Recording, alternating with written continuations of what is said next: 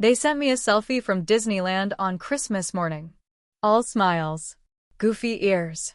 That goddamn castle behind them glowing like some postcard from a family I wasn't in anymore.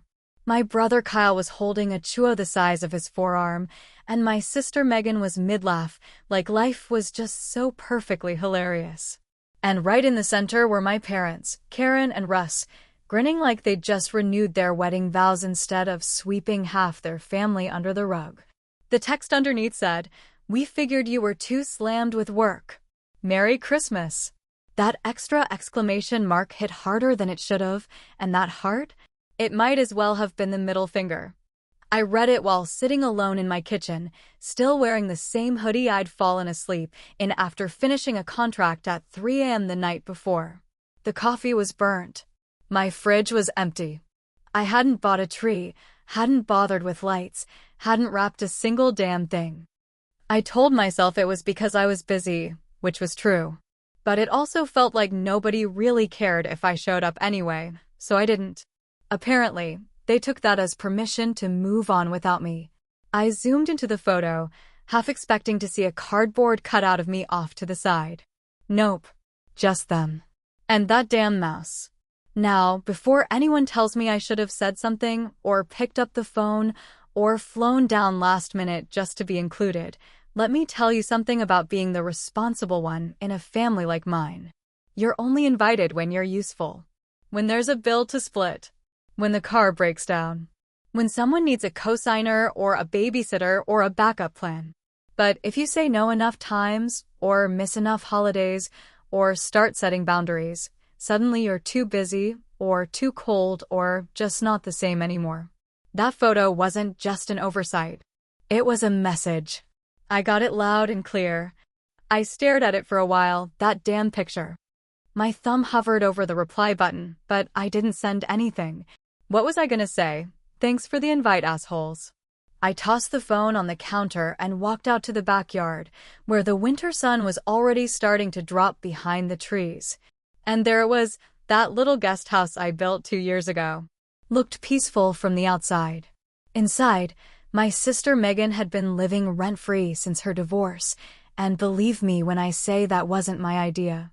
She'd shown up with a suitcase and a sob story and a bottle of Chardonnay, and my mother's voice on speaker saying, just until she gets back on her feet, you've got the space. And like the idiot I am, I said yes. That was 26 months ago. She got a new car, a new wardrobe, a new boyfriend, or 3, but no job. Not even a part-time one. She freelanced on Etsy, whatever the hell that meant. She used my Wi-Fi, my water, my washer and dryer.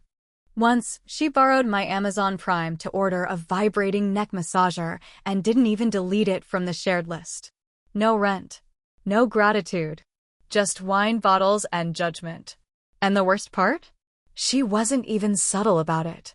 Last Thanksgiving, she walked into my kitchen, looked at my turkey and said, "You really don't brine it first?"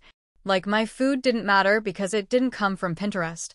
She brought her own cranberry sauce, organic of course, and told Mom she'd saved the whole meal. That was Megan in a nutshell. Take up space, pretend it's hers, then act like she's doing everyone a favor by existing.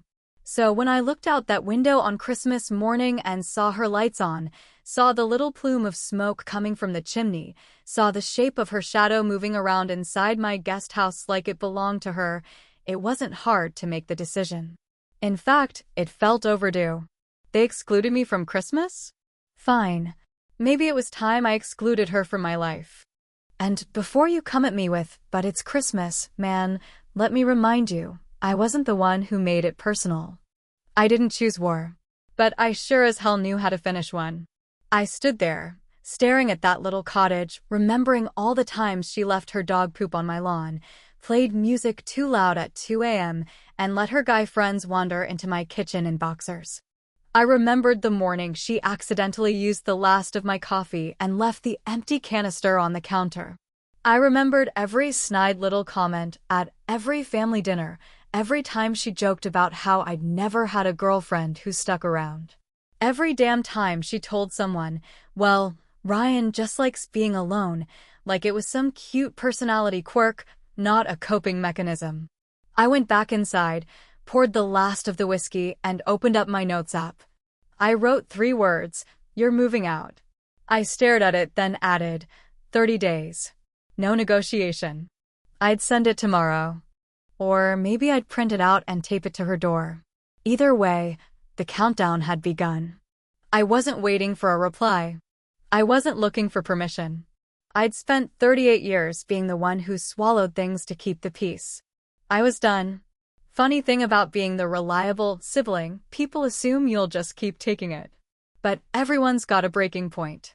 Mine just happened to come wrapped in a group selfie with matching Disney sweatshirts and a hollow holiday text. Game on. She showed up on a Thursday afternoon in the middle of February, eyes puffy, makeup smeared, mascara streaking down her cheeks like someone out of a bad Lifetime movie, dragging a leopard print suitcase with one broken wheel and holding a bottle of cheap white wine like it was the Holy Grail. I remember I was still in Zoom meetings back then, headphones on, trying to close a deal with a client in Chicago, when I saw her silhouette through the frosted glass of my front door, standing there, motionless, like some abandoned character out of a rom-com that never got a happy ending. She didn't even knock. She just stared at the door until I opened it, and then said the 3 words I knew would trap me: I need help. Now here's the thing about family asking for help: they never ask at the right time, and they never mean it to be temporary. When Megan said she just needed a place to crash for a few weeks, I should have known that really meant, I'm moving in indefinitely, and by the way, I'll be drinking all your wine and bringing drama to your doorstep, whether you like it or not. But I didn't say no, because back then, I still believed in the idea that helping family was some kind of sacred duty. That doing the right thing would eventually come back around. Like karma worked on a clock, and my time would come. She moved into the guest house I'd built myself, a 1-bedroom, fully wired, open-concept space that I'd originally planned to rent out on Airbnb or use as a private office. I'd poured concrete with my own hands, stained the hardwood floors, installed the mini-split for heat and air, even put in blackout curtains for movie nights. It was supposed to be my sanctuary. Within a week, it became her pity palace. Her perfume, something floral and aggressive, lingered in the walls like it was part of the insulation. Her Spotify was always playing breakup songs on loop, or worse, those chirpy self-help podcasts that made you want to set your brain on fire. At first, I tried to be gracious. I stocked her mini fridge, paid her Netflix, even let her have my spare parking spot. I told myself she needed time, that she'd been through hell. Her ex, Troy, had left her for some woman he met at a CrossFit retreat, blonde, tan, spiritually vacant, and Megan was left with half a house in escrow and a broken engagement ring. She was in pain, sure. But there's pain, and then there's entitlement wrapped in tears. By month 2, she had her own schedule, her own guests, her own deliveries. I'd come home from work and find my living room rug covered in glitter, or my bathroom stocked with her makeup bags. I caught her once, no joke, eating my rotisserie chicken straight out of the container, feet up on my coffee table, watching The Real Housewives like she paid the mortgage. She gave me a look like I was the one intruding. She didn't even say thanks. Just, didn't know you were coming home this early. She brought guys over too, one of them a tattooed drummer who smoked cloves and called me chief like we were boys. Another guy wore a full tracksuit and left his vape in my couch cushions. And not once, did she ask if that was okay. Apparently, Megan believed that because we shared blood, she could treat my house like her private resort. She used my hot tub. She borrowed my car. She even signed for my packages and opened one by accident. It was a vintage watch I'd ordered for myself after hitting a business milestone. She wore it to brunch and posted it on Instagram before I even saw it. But the worst thing, the part that still pisses me off when I think about it, was how she weaponized kindness. Every favor she did came with a catch. She picked up my dry cleaning once, and I didn't thank her fast enough, so she brought it up 3 different times in front of our parents like it was proof she was pulling her weight. She'd offer to cook dinner, then trash my kitchen and leave me with the dishes. She'd say things like, "I'm just trying to help you not be so alone all the time," like my solitude was a disease and she was the cure. Holidays were the worst. Thanksgiving, she brought her own side dishes without asking, dumped my stuffing in the trash because it had too much sodium, and announced to everyone at the table, Ryan's heart could really use a break from all the takeout. Christmas, she handed out matching scarves she knitted, didn't give me one. Said she ran out of yarn. Mom laughed. Dad drank. Kyle made a joke I don't even remember. And I sat there like some ghost invited to his own funeral. I started to fantasize about reclaiming my space, about knocking on the door and telling her the ride was over. But every time I got close, someone guilted me out of it. Mom would say, "You know Megan's still fragile." Dad would remind me, "You've got the space. What's the big deal?" And Megan would do this thing, she'd smile. That tight, condescending smile that said, "You won't do it. You never do." And she was right. Until Christmas morning. Until the goddamn selfie. That picture knocked something loose. Maybe it was pride. Maybe it was fury.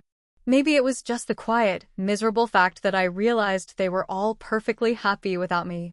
And if they were happy leaving me out, I could be just as happy cutting them off. I wasn't going to yell. I wasn't going to beg. I was just going to evict the parasite living in my guest house and reclaim the piece of my life I'd given away too freely. What would you do if your own sister mooched off you for 2 years and then your family excluded you like you didn't matter? Would you blow it up or bite your tongue again? Because I think most people lie to themselves about what they'd really do. Most say they'd take the high road. But the truth is, once the scales tip and you see how little you matter to people who are supposed to care, something changes. Permanently. That night, I poured a whiskey neat, the good stuff, and walked out to the guest house with a cardboard box. I started packing up her things. Not all of them. Just enough to make a statement. Hairbrush. Journals. Her favorite mug that said, "Empowered women empower women." I left the corked bottle of wine on the counter. I wasn't going to do it in anger. I was going to do it in silence. The kind of silence that says more than any fight ever could. I sent the message the morning after Christmas, while the coffee brewed and the sky outside turned a slow, grim shade of gray. The kind of cold, brittle December morning where everything feels a little more real than it should. My phone sat on the table next to a half-eaten cinnamon roll I didn't remember buying and a folded paper towel with a list of things I'd been putting off for months. Fix the leak in the laundry room, replace the cracked tile in the bathroom, call the dentist about that lingering pain in the back molar. I ignored all of that. I stared at the text screen with her name at the top, just one simple message waiting to be sent. You have 30 days to move out. No negotiation. I didn't dress it up with fake kindness or fluff it with emotional disclaimers. I didn't ask her how her holiday was or whether she was planning to stay in town for New Year's. I didn't mention Disneyland. I didn't mention the photo. I didn't say I was hurt. I didn't say I was angry. I just sent the message, plain and final, like a hammer dropping. Within 20 seconds, she replied with 3 laughing emojis, mocking ones, not even the crying kind, then nothing. No words. No attempt at clarification. Just silence. Which, for Megan, was the loudest response she could have possibly given. I waited an hour, maybe 2, thinking she'd come knock on the back door, or text again, or storm into the kitchen yelling about how I was being dramatic or cold or irrational. But the silence stayed. That night, her lights were on. I could see her silhouette moving around the guest house like nothing had changed.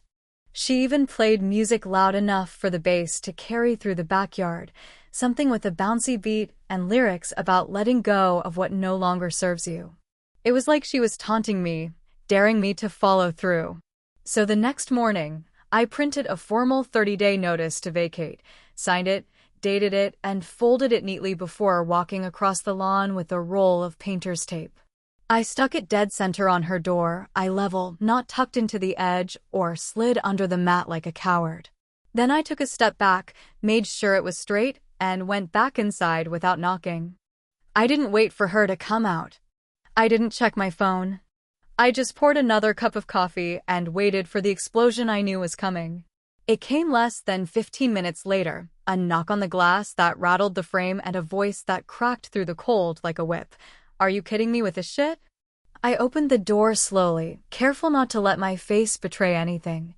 Megan stood there in pajama pants and a hoodie, barefoot, her phone in one hand and the eviction notice crumpled in the other. Her hair was a mess, and her eyes were wild, and if I didn't know better, I would have thought she was about to cry. But Megan doesn't cry when she's losing, she fights. And she started swinging with words. "You're an ungrateful asshole," she said, loud enough that I'm sure the neighbors heard it. "I have been through hell the last 2 years, and you seriously think this is how you treat your own sister? After everything?" I didn't answer right away. I let her keep going. Because that's Megan's thing. She doesn't argue, she performs. "You're making everything about you again," she snapped. "This isn't about Christmas, Ryan. This is about your ****king control issues." I could have argued. I could have laid out every single receipt, every unpaid utility bill, every morning I found a stranger in my driveway, every passive-aggressive comment she made about my single life, my job, my clothes, my cooking. But I didn't. I just looked her in the eye and said, 30 days. She laughed again, but it was a hollow sound this time, thinner, more defensive than amused. Then she said something I'll never forget. "You're punishing me because you're lonely. That's all this is." And maybe there was a sliver of truth buried in that, something sharp and buried deep. But even if there was, it didn't matter anymore. I didn't know her space just because I'd lost mine. I didn't know her comfort just because I'd grown used to discomfort. She stormed back to the guest house, slamming the door hard enough to rattle the glass. A few minutes later, I saw her through the kitchen window, pacing with her phone pressed to her ear, gesturing wildly. I didn't need to guess who she was calling. When the landline rang 5 minutes later, yes, I still have a landline. Don't judge, it wasn't a surprise. It was my mother. Her voice was tired before she even said hello. That disappointed, exasperated tone I'd heard 100 times in my life, usually followed by "Ryan, could you just be the bigger person here?" She launched into it right away. No build-up, no sugarcoating. "Why did Megan just tell me you're evicting her? On Christmas week, Ryan." She said my name like it was the problem, not my actions. I kept my voice calm. I told her it wasn't sudden. That Megan had been living there for over 2 years. That she'd never paid rent, not once. That it wasn't personal, just overdue. But that wasn't what she wanted to hear. She wanted me to be the one who backed down, who took the hit so the others could keep smiling in their photos. "She's your sister," Mom said, like that was still supposed to mean something sacred. But the thing is, blood doesn't absolve someone of taking advantage. It doesn't make manipulation cute. It doesn't make freeloading forgivable. After we hung up, I stood at the window again and looked out at the yard separating my house from the guest house. I realized how small the distance was, maybe 40 feet, but how enormous the space between us had become. We hadn't been close since college, maybe earlier. Megan had always been the golden child, the one with the charm, the laughs, the natural way of slipping into every room like she belonged there. And I'd been the quiet one, the one who got good grades and didn't complain, the one who did his homework and kept the peace. Until now. Now, the war had officially started. And I was okay with that. Because I'd finally stopped pretending that peace was still possible. The call came later that evening, not from Megan this time, but from my father's number, though I knew damn well it was Mom who was going to do most of the talking. That's how it always went. Dad called, Mom talked. Dad stood in the background making occasional noises like he was following along, but you knew the second the conversation got uncomfortable he'd wander off to pour a drink or pretend to check the thermostat. I let it ring twice before I answered, just enough to make it clear I wasn't jumping at their command, but not enough to leave them stewing. I already knew what this was about. Megan had called in the cavalry. I answered with a flat, "Hey," and immediately heard my mom's sigh, long, exhausted, performative, like she was carrying the weight of the world, and I had personally added an extra 50 pounds. "Ryan," she said, her voice all disappointment and soft edges, "we just heard from your sister. She said you gave her an eviction notice." It wasn't a question, really. It was the opening statement in a long-winded guilt parade, and I was already marching along whether I liked it or not. I kept my tone flat. "Yeah, she's got 30 days. That's generous, considering." There was a pause, probably her waiting for me to soften, to backpedal, to apologize for disrupting the holiday spirit. Then Dad chimed in, from somewhere across the room. "Son, you should have talked to us first." That was it. That was the spark. I don't know if it was the timing or the phrasing or just the accumulated years of quiet resentment finally crawling to the surface, but something inside me snapped clean in two. "You didn't talk to me when you planned King Disneyland," I said, louder than I meant to, the words hot and fast like steam from a cracked pipe. There was silence on the line, and in that silence, I felt something shift. The illusion of we're all still a family finally broke. I kept going because now that the dam had burst, there was no way I was going to stop. "You didn't talk to me when Megan moved in," I said, voice rising. "You didn't talk to me when you needed your roof replaced, or when Kyle needed money for that DUI lawyer, or when Megan maxed out her credit cards and you called me to bail her out instead of letting her hit bottom like any normal adult." I was pacing by now, back and forth across the kitchen floor like a caged animal, adrenaline pushing me harder with each sentence. "I paid 10 grand to fix your goddamn shingles last year, remember that? I didn't make a fuss. I didn't ask for anything back. I didn't even tell anyone. But now, when I finally draw one damn line, suddenly I'm the one being unreasonable." Mom was quiet, but her breath was shaky, like she was trying to summon tears for emphasis. "Ryan," she said softly, it's Christmas. You know how sensitive Megan gets. We didn't want to deal with your moods on top of everything else." That line stopped me cold. "My moods," I repeated, slowly, as if the words were foreign and needed translation. I laughed, low and humorless. "So you left me out because you didn't want to deal with me. Not because I was busy. Not because I'm always working. Just because I'm inconvenient." She tried to walk it back. No, honey, that's not what I meant, but the damage was done. And it wasn't the first time I'd felt it, that sense of being the odd one out. It was just the first time they'd said it out loud. Growing up, Megan had always been the one with the spotlight.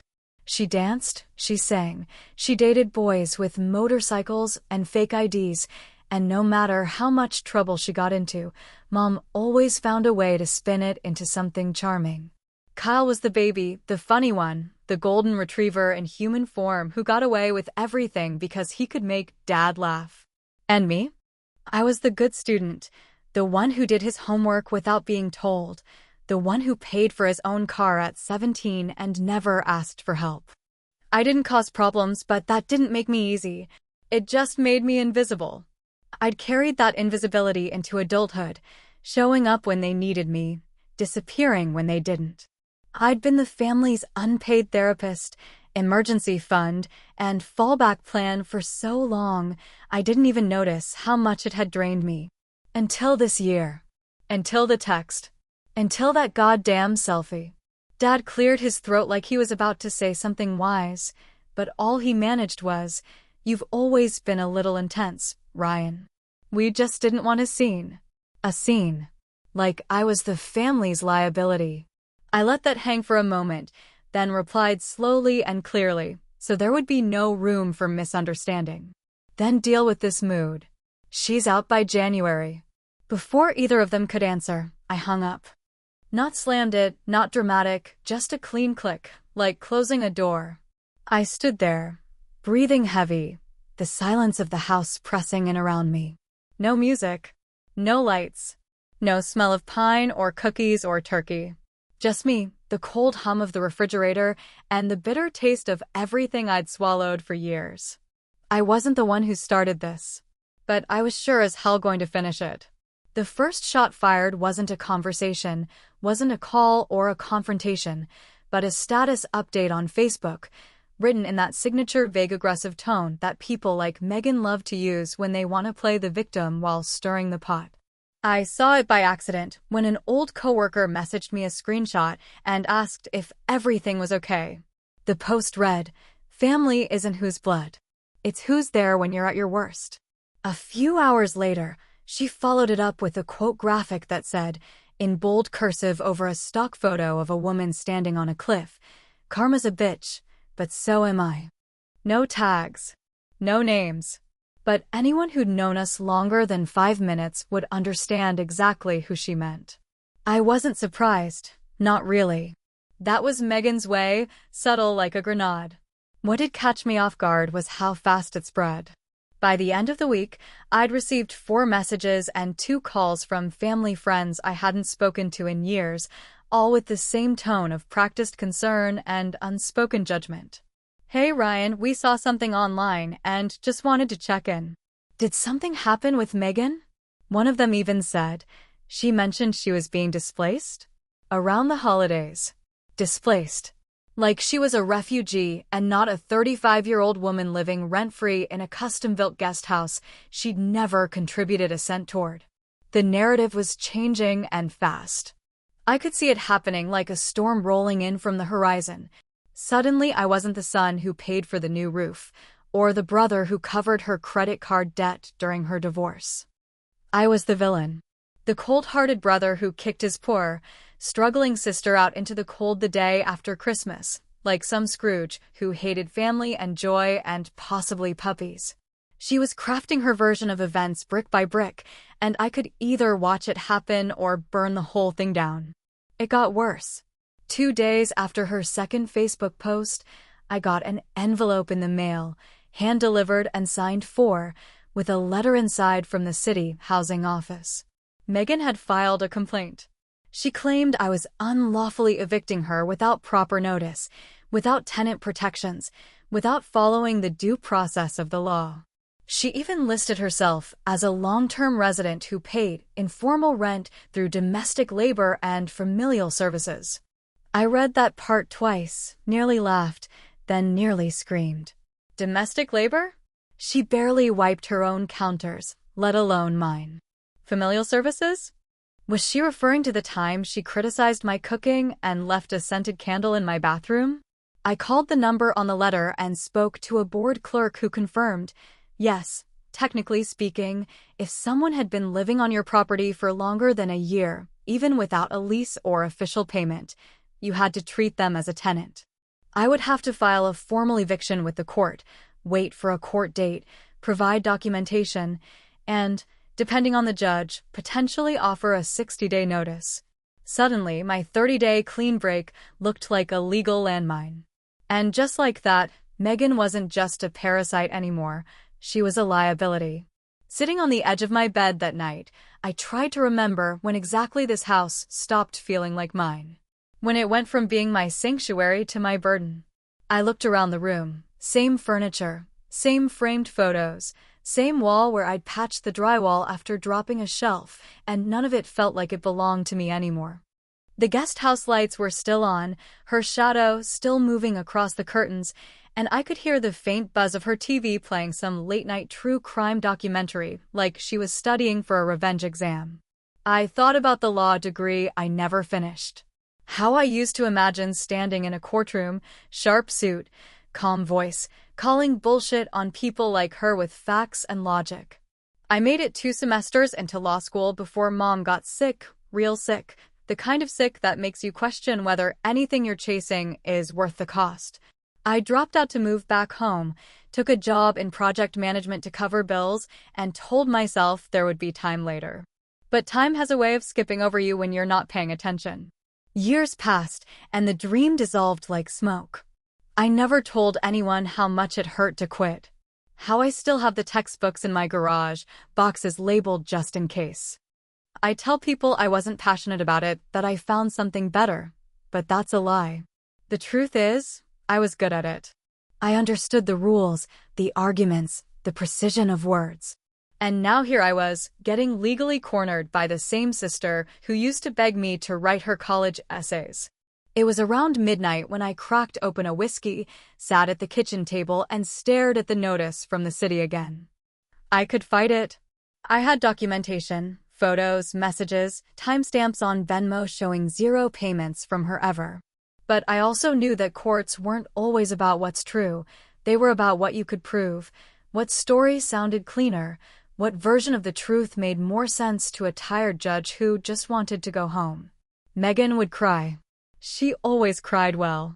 She'd bring up her divorce, her mental health, her family trauma, how alone she felt, and how I was a wealthy, successful man who couldn't find it in his heart to let her stay.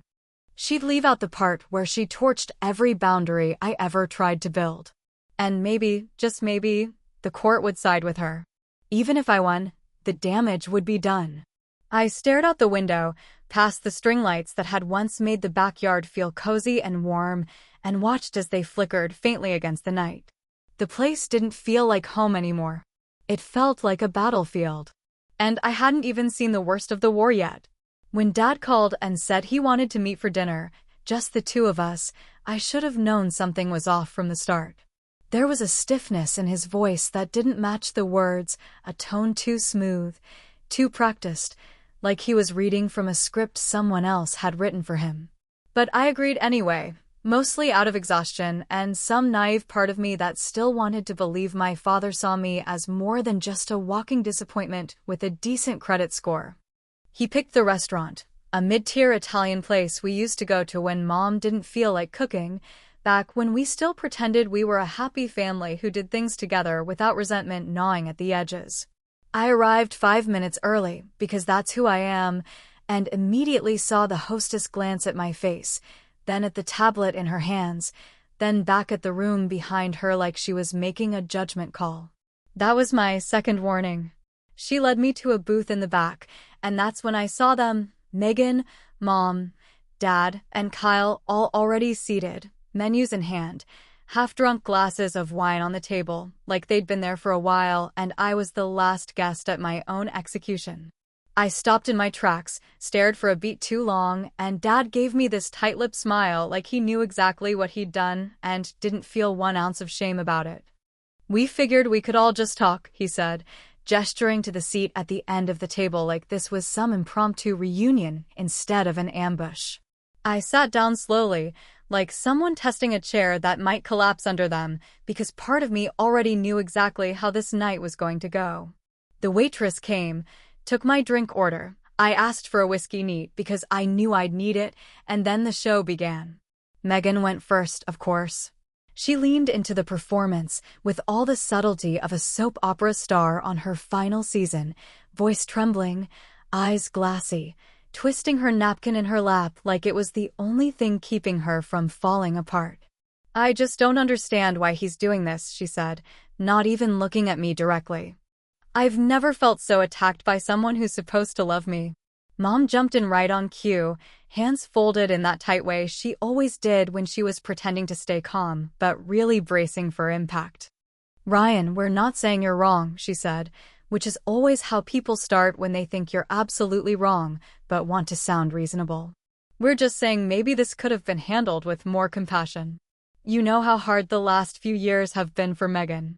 And then Dad added his special touch, that blunt force emotional laziness he'd mastered over the years. You always think you're the smartest guy in the room, and sometimes that just doesn't leave space for anyone else's pain. I stared at him for a long time, not because I didn't know what to say, but because I had too many options and none of them felt like they'd land the way they should. Megan sniffled. Mom frowned. Dad looked bored. And Kyle, quiet, reliable, aloof Kyle, just kept chewing his pasta like he was at a completely different table. Then Kyle looked up and said something that hit harder than any of them expected. "Honestly, bro, you've been kind of a dick lately." That sentence hung in the air like a knife someone dropped onto a glass table. There was a brief silence, followed by Megan's theatrical gasp and Mom's quick Kyle of forced scolding. But he didn't backtrack. He just shrugged and added, "I mean, I get it. You work hard. You've helped out. But it's like you carry this constant grudge around, like we all owe you something. That was the moment I realized I wasn't going to win anything that night. Not the argument. Not the sympathy. Not even the basic acknowledgement that I had a right to be angry, a right to be fed up, a right to want the smallest bit of respect in the house I paid for. Because they didn't see what I saw. They didn't live in the silence after the lights turned off and the company left. They didn't walk past the dishes in the sink she never washed, or the light switch she always left on, or the way she spoke to me like I was the villain in a story she had to rewrite every week to feel better about herself.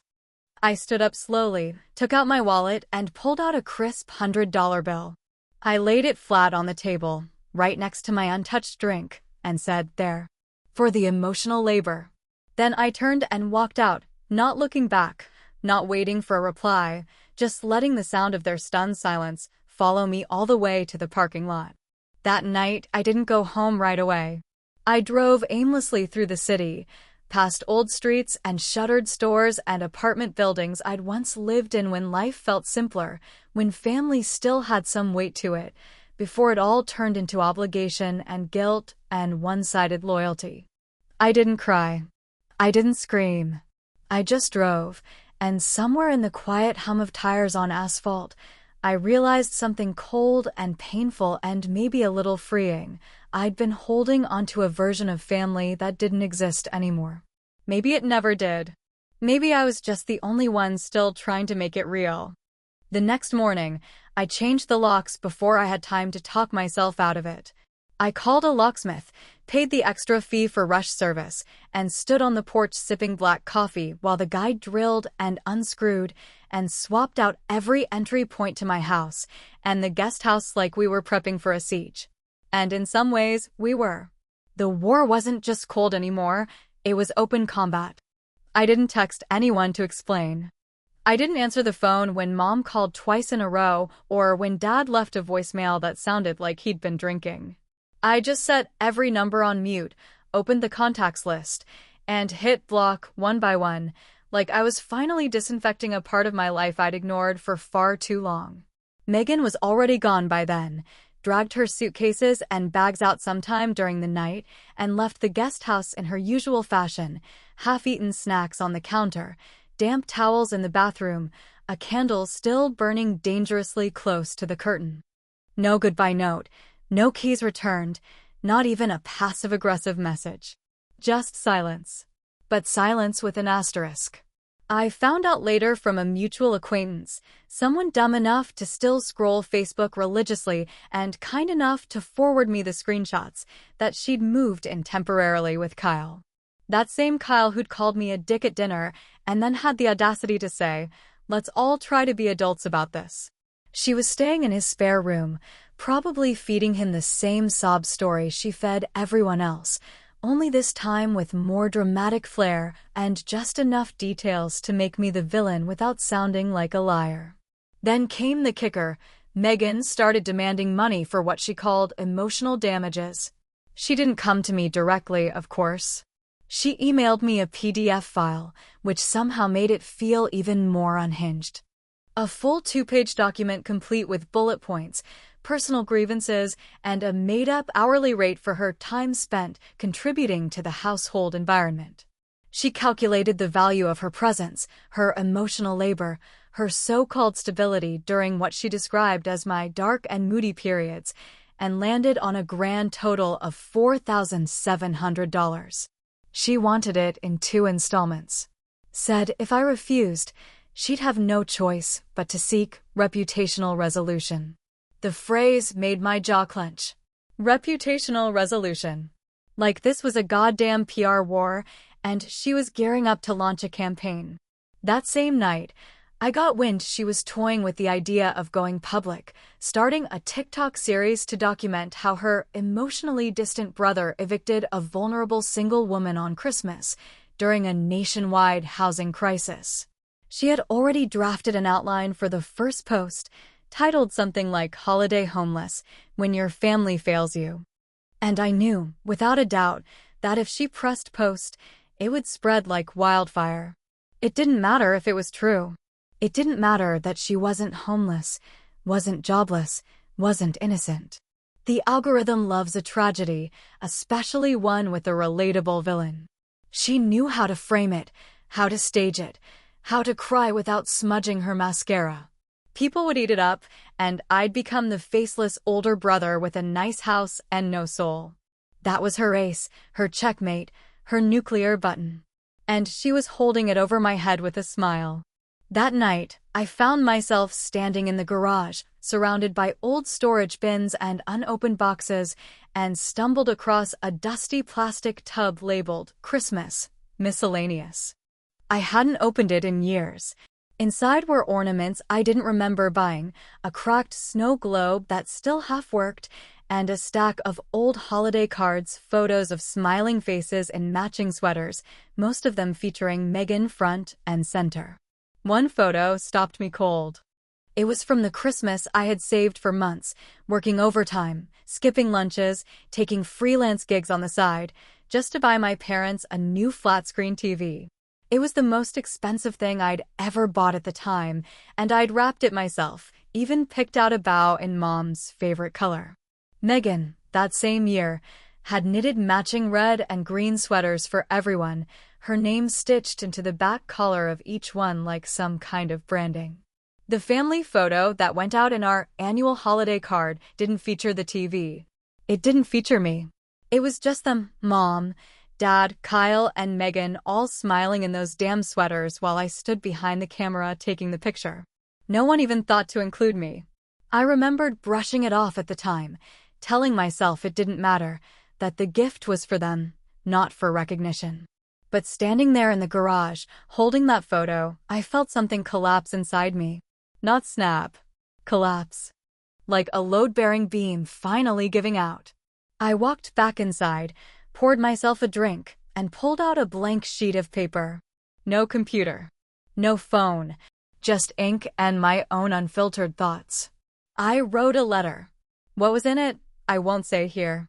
Not because I want to be mysterious, but because some words don't belong in public. Some things are too real, too raw, too final. I folded the letter, slid it into an envelope, wrote her name in clean block letters, and drove it to the post office just before closing. I didn't send it overnight. I didn't add a return address. I just mailed it. And then I sat in my living room in the quiet that followed. No phone buzzing. No lights in the guest house. No voices in my ear trying to reshape the truth into something easier to swallow. Just me and the line I'd finally drawn in the sand. No turning back. The days passed slowly after the letter was sent, but they passed, as days do, indifferent to whatever drama had come before them, indifferent to who was hurt, or who felt vindicated, or who was still lying awake at night staring at the ceiling and waiting for an apology that wasn't coming. It had been almost a full month since the dinner, since the eviction, since I'd changed the locks and dropped every number that once had a place in my favorites list into the void of blocked contacts.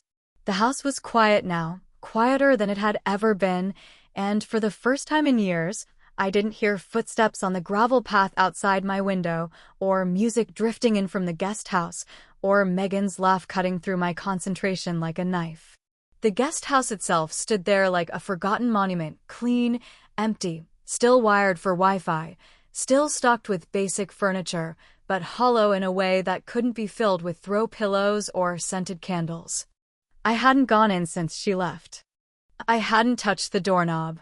I'd walked past it 100 times, sometimes tempted to open it just to see if it still smelled like her shampoo, but I never did. It felt sacred now, or maybe cursed. I couldn't tell the difference. Either way, it wasn't mine to reclaim yet. One morning, after another sleepless night filled with too much whiskey and not enough distraction, I noticed something new on the hallway table by the front door. A plain white envelope, folded in half with my name written on the front, not in the soft loops of Mom's cursive or the tight, slanted print of Dad's all-caps handwriting. It was Meghan's, unmistakably Meghan's, the same sharp lettering she used on every Christmas gift she ever gave, the same handwriting she used to scrawl angry notes on the fridge when we were teenagers. Underneath my name, written in red ink like a final grade on a failed test, was just one word: okay. I hadn't heard from her since the night I mailed the letter. No texts, no calls, no social media antics. That envelope had been slid through the door quietly, no knock, no announcement, just dropped like a stone in a pond to see what ripples it might cause. And I didn't open it. I couldn't. I stared at it for 3 full minutes, then walked away. Let it sit there like a loaded weapon, because I wasn't sure I wanted to know what was inside. Was it forgiveness? Was it another threat? Was it just her way of saying you win without actually meaning it? Sometimes silence feels like peace, and sometimes it feels like punishment. That week, it felt like both. The air in the house was clearer, yes. I wasn't holding my breath anymore every time I walked into the kitchen or reached for the thermostat. But it was also lonelier. Not in the romanticized, quiet Sunday morning kind of way, but in the this is all you have left kind of way. The kind of silence that isn't restful, but hollow. The kind of silence that echoes when you talk out loud, even just to yourself. I found myself sitting on the porch more than usual, even when it was cold. I'd drag out a blanket, pour a coffee or something stronger, and just sit there, staring out at the backyard like I was waiting for something to appear, someone to walk back through the gate, someone to apologize, someone to make it all make sense. But the truth is, the gate stayed shut and no one was coming. No letters. No visitors. Just birds I couldn't name and the occasional leaf that rolled across the deck like it had somewhere better to be. And then, one afternoon, right as the sun was setting in that soft orange way that tricks your brain into thinking everything's going to be all right, my phone buzzed on the armrest beside me. It was a number I still had saved. Kyle. The one who hadn't said a word since that dinner except to call me a dick and look pleased with himself. The text said, "You free to talk?" I stared at the screen for a long while, not because I didn't know how to respond, but because I wasn't sure I wanted to. Part of me thought maybe he'd grown up a little. Maybe he realized that what he'd said that night wasn't just cruel. It was lazy, the kind of thing people say when they don't want to pick a side, but still want to feel morally superior. But another part of me knew exactly what he wanted. Not to make peace, but to smooth it over, to press reset without fixing a single broken thing. And I wasn't interested in pretending anymore. So I didn't open it. I let the notification sit there on the lock screen, just beneath the clock, like a decision I didn't owe anyone. I watched the sun go down. I listened to the sound of wind moving through the trees. I breathed. You spend your whole life thinking that family means unconditional love, that it's built on shared history and birthday cards and hospital visits and Sunday dinners, but sometimes all it really means is proximity. And when that proximity becomes a burden, when the weight of what you're carrying isn't shared but expected, you start to realize something most people spend their whole lives trying to avoid. Blood isn't enough. Not always. Not anymore. I still don't know if I was the villain in all this. I've replayed every word, every decision, every moment I let my resentment fester into action. Maybe I went too far. Maybe I didn't go far enough. But one thing I do know, some bridges were never meant to be crossed both ways. Some need to be burned so you stop being tempted to walk back over them. And sometimes, burning that bridge is the only way to light your own damn path.